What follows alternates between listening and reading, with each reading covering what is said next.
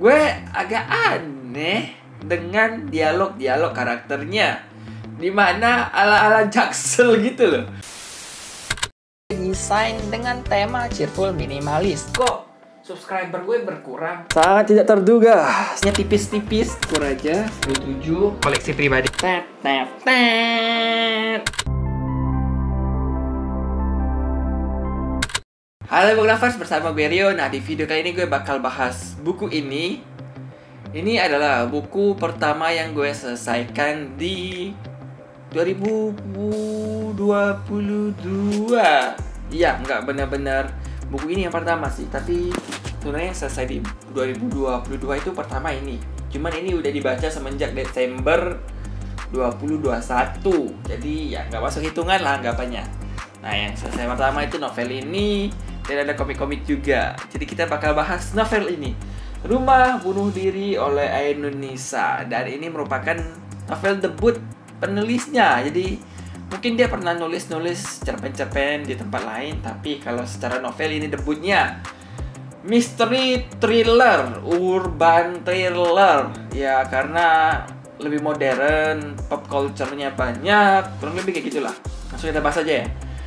Novel ini berkisah tentang seorang gadis bernama Adriana.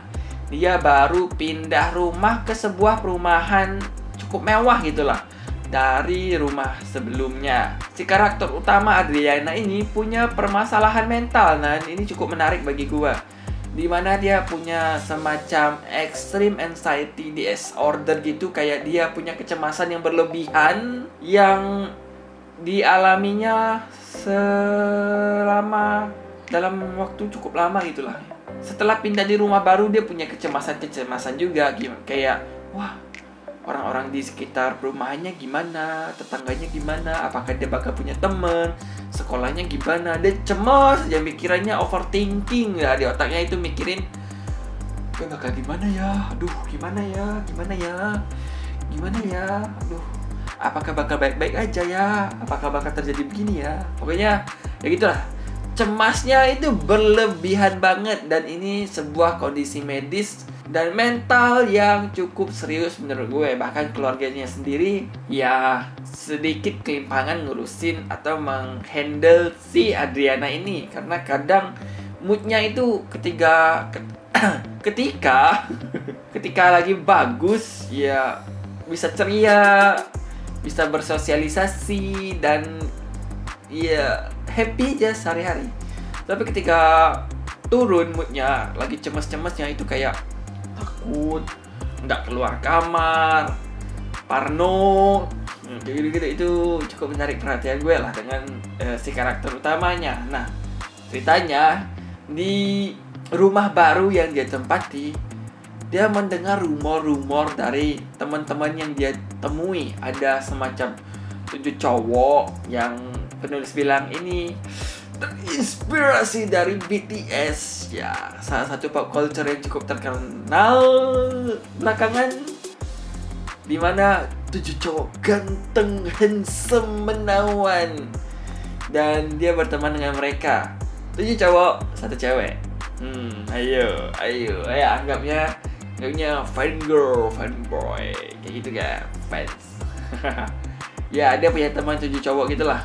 Di sana dia mendengar tentang rumahnya, yaitu punya julukan rumah bunuh diri, karena rumah tersebut pernah terjadi hal-hal mengerikan sehingga penghuninya mengalami kecelakaan misterius hingga meninggal gitulah. Dan yang lebih mengerikannya lagi, hal ini terjadi kepada anak-anak yang tinggal di sana.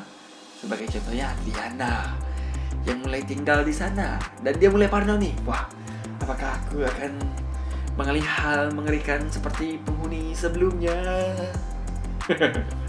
Nah, di sisi lain ya ternyata benar dia mengalami hal misterius cukup mengerikan, dimana ada sosok misterius yang mengancam mereka akan membunuh gitulah dalam sebuah permainan werewolf, di saat dia sedang bersenang-senang dengan 7 cowok kenalan dan teman barunya. Lebih kayak gitu ceritanya.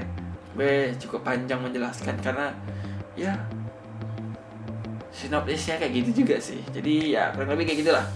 Nah, apa yang gue suka, seperti yang gue sebutin ketika gue menjelaskan plotnya, gue suka tentang pembangunan karakternya itu kuat banget. Latarnya, terus hal-hal kelebihan dan kekurangan si karakternya. Jadi karakternya dibuat dengan kokoh banget, termasuk karakter-karakter lain, si bapak, si adik, teman-teman, tujuh cowok The Boys ini yang dia sebut The Boys, terus teman-teman yang lain. Dan lingkungannya itu dibangun dengan bagus lah. Gue suka juga bagaimana penulis menyelipkan pop culture yang ada atau pernah tren belakangan, tentang boy band, tentang musik, tentang film. Referensinya banyak lah pop culture yang ada, yang diselipin sepanjang buku. Nah, itu gue suka tuh, dua hal tersebut. Tapi ada hal yang cukup mengganggu. Pertama itu adalah werewolf-nya ini nih, permainan werewolf. Permainan werewolf lidah gue mengucapin werewolf ini cukup sulit. Permainan werewolf ini dijadikan sebagai media untuk si antagonis atau pelaku ini untuk mencelakai orang. Cuman menyelipkan permainan werewolf ke dalam cerita itu cukup sulit menurut gue. Dan ya, gue antara salut nggak salut dengan penulisnya karena kesannya memaksa, tapi ya udahlah, cukup ngeblend. Agak maksa tapi ya cukup oke lah. Karena tiba-tiba aja hampir ketika 70% buku baru disebut tentang permainan werewolf. Baru kayak mereka tiba-tiba memperoleh notifikasi kalau mereka sedang dalam permainan werewolf gitu di handphone mereka, di ponsel mereka. Jadi kayak, loh, nggak ada cerita juga kalau mereka suka permainan-permainan kayak gitu. Terus tiba-tiba ada notifikasi semacam aplikasi kalau mereka sedang memainkan permainan werewolf. Itu agak kurang kuat sih menurut gue. Permainan werewolfnya dimaksudkan kayak harusnya diceritakan juga kayak keseharian mereka itu, mereka menghabiskan waktu dengan games online, bermain secara berkelompok.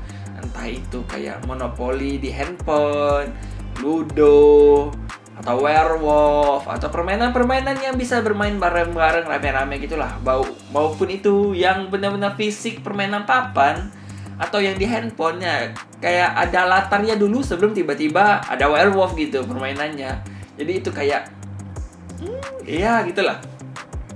Nah, di sisi lain gue agak aneh dengan dialog karakternya, dimana ala-ala Jaksel gitu loh, campuran Indonesia dan bahasa Inggris gitu.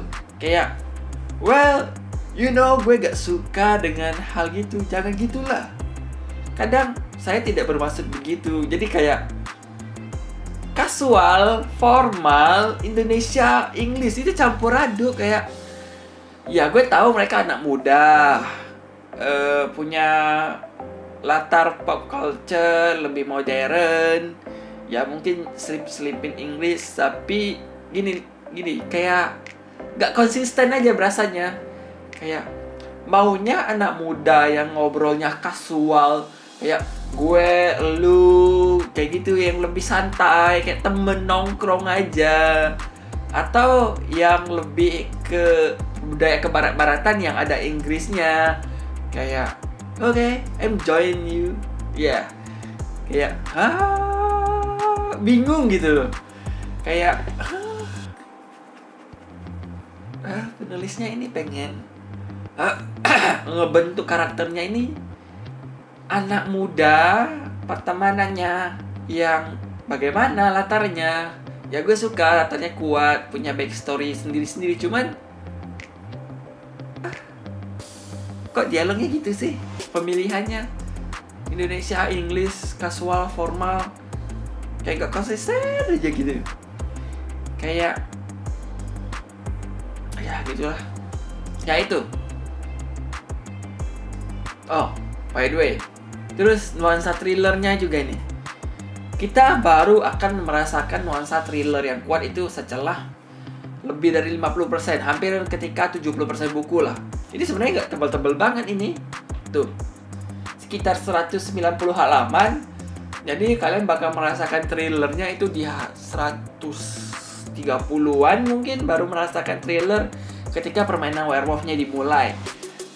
ketika ada sosok yang ingin mencelakai mereka dan mereka harus mencari tahu sosok itu siapa dalam sebuah permainan werewolf. Si pelakunya menyamar sebagai werewolf atau sebagai game master gitulah. Ya ini kayak ketebak banget gitu loh. Kayak ya pasti di antara mereka berdelapan lah, Adriana dan 7 The Boys, sahabat cowok-cowok itu. Dan ya pasti di antara mereka. Jadi gue gak penasaran banget lah. Ketika ketawa juga, oh ya udah. Ya kurang lebih kayak gitu ya. Cuman ya lumayan seru lah untuk thriller dan cerita dramanya. Ya, sekian review gue untuk novel Rumah Bunuh Diri. Sampai ketemu di review dan video gue berikutnya. Bye.